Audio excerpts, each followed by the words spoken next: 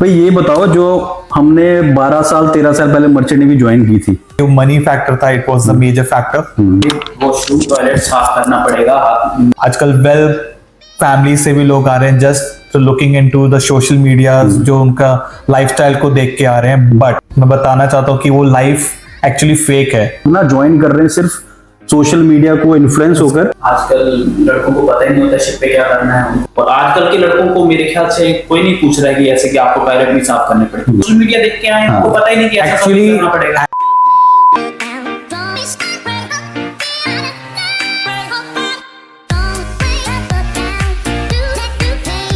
भाई ये बताओ, जो हमने 12 साल 13 साल पहले मर्चेंट नेवी ज्वाइन की थी, ठीक है ना, उस टाइम पे जो हमने ज्वाइन की थी क्या देख के की थी? आजकल के बच्चे ज्वाइन कर रहे हैं शिप पे, वो क्यों कर रहे हैं? यार अमन, इस चीज पे जो कॉन्वर्सेशन चल रही है रिसेंट, हमने देखा है। पहले जो हम लोग जब ज्वाइन करते थे तब हम लोगों को एक्चुअली, हम लोगों ने मिडिल क्लास फैमिली से आए, हम लोगों ने एक्चुअल स्ट्रगल देखी है।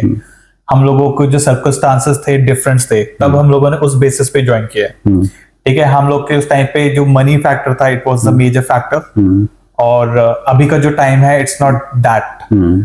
आजकल वेल फैमिली से भी लोग आ रहे हैं just looking into the social media, जो उनका लाइफस्टाइल को देख के आ रहे हैं। बट आई विल, मतलब मैं बताना चाहता हूँ कि वो लाइफ एक्चुअली फेक है। ठीक है, सही बात है, सोशल मीडिया पे जो दिखा रहे हैं इट्स फेक। बट जो एक्चुअली हम लोगों ने हार्ड वर्क किया है इन लास्ट 15 ईयर्स, वो टोटली डिफरेंट है जो हम लोग सोशल मीडिया पे आज देख रहे हैं। नहीं, बिल्कुल सही है, ये बिल्कुल बात सही है कि लोग ना ज्वाइन कर रहे हैं सिर्फ सोशल मीडिया को इन्फ्लुएंस होकर, इंस्टेड ऑफ असली रियलिटी देखने के बजाय वो पैसा देख रहे हैं और नई नई वीडियोस देखकर वो ज्वाइन कर रहे हैं। That's it. आपका कहना है साहब? बिल्कुल सही बात है। आजकल लड़कों को पता ही नहीं होता शिप पे क्या करना है, उनको बस पैसा दिखाया जाता है। लिटरली मेरे इंटरव्यू में उस टाइम 2007-8 की बात करो, मेरे से इंटरव्यू ले रहा था, उसने फ्रेंड मेरे से पूछा था कि तेरे को वहाँ पे वॉशरूम टॉयलेट साफ करना पड़ेगा ऑब्वियसली ब्रश से। ही आस्क्ड मी दिस, तो I was not prepared for that उस टाइम में भी।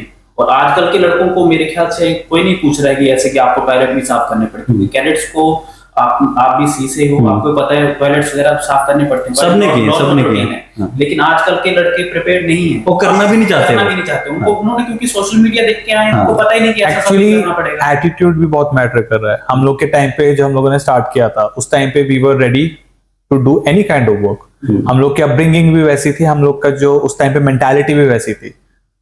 बट अब जो है फैंसी लाइफस्टाइल, क्रूज लाइफस्टाइल, वो सब ज्यादा देख के लोग इन्फ्लुएंस होके आ रहे हैं। जो आजकल के रेट, मतलब लेटेस्ट सोशल मीडिया पे आ रही हैं, this is the lifestyle, this is this money, ये है, इतनी अच्छी अर्निंग है। दैट्स नो वे कि, मतलब हम नहीं कह रहे कि मनी नहीं है, but it's portraying on a wronger side. नहीं, मुझे लगता है ना, जब हमने ज्वाइन किया था, एक ना दिल में डर था जब शिप पे जाते थे कि भाई कोई बुरा ना बोल दे, कोई गलत काम ना हो जाए हमसे ना। आजकल के बच्चों में आई थिंक जो नए कैडेट ज्वाइन कर रहे हैं वो चीज है ही नहीं, रिस्पॉन्सिबल नहीं है, रिस्पॉन्सिबल नहीं है, क्योंकि वो देख कर नहीं आए वो लोग ना। यस, तो सीनियर्स को साथ कैसे बिहेव करना है, कुछ हम हमारे टाइम हम डरते थे चीफ ऑफिसर के पास जाने से। आजकल के लड़के तो कुछ नहीं है, उनको पता है ही नहीं कि ये हमारा चीफ ऑफिसर है, ये कैप्टन है।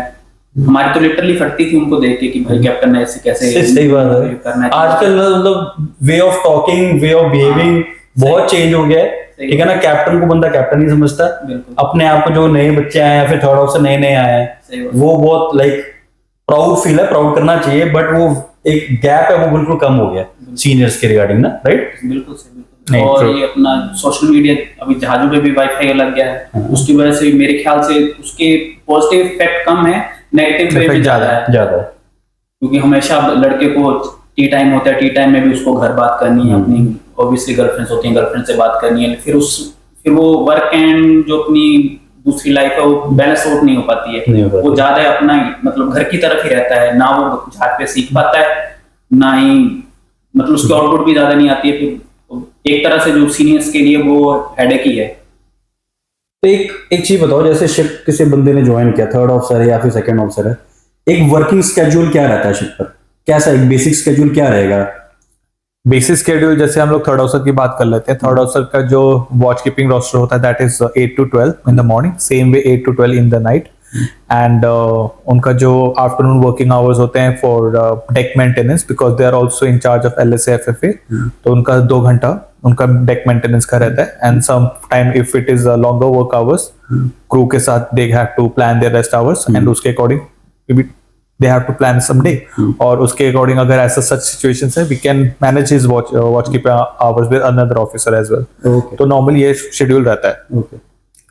And second mate का I think it's 12 to 4 and in the same time morning 12 to 4 and he is in charge for navigation and the navigation equipments and medical.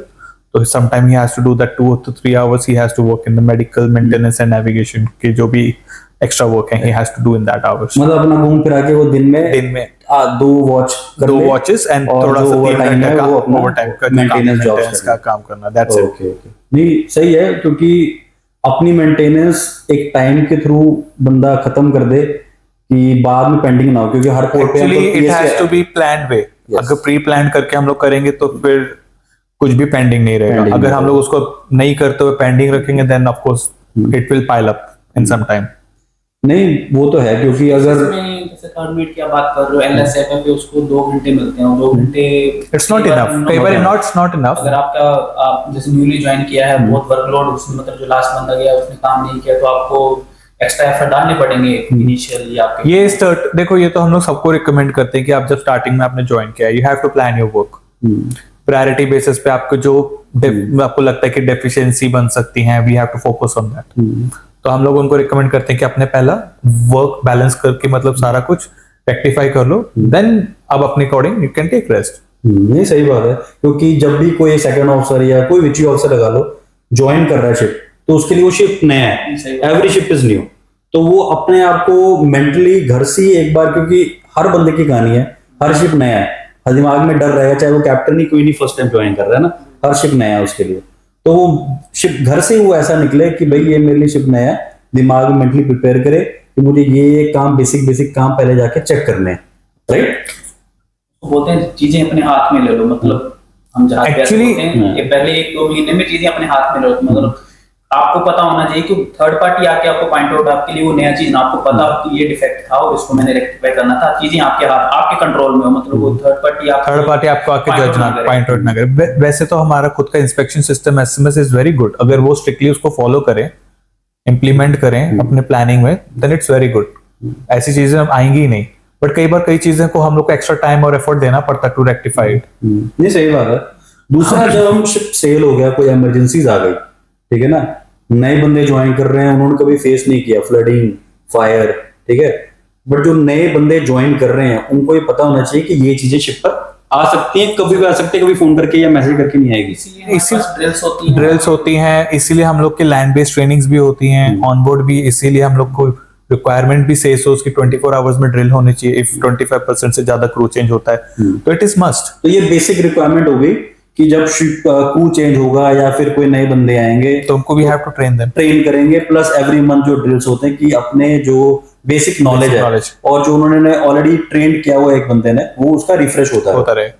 Ship specific training is must. सबको तो करना ही पड़ेगा क्योंकि emergencies कभी आप SMS देके या फिर फोन करके नहीं आएगी शिप पर. आई थिंक उसके भी नहीं प्रिपेयर होने में.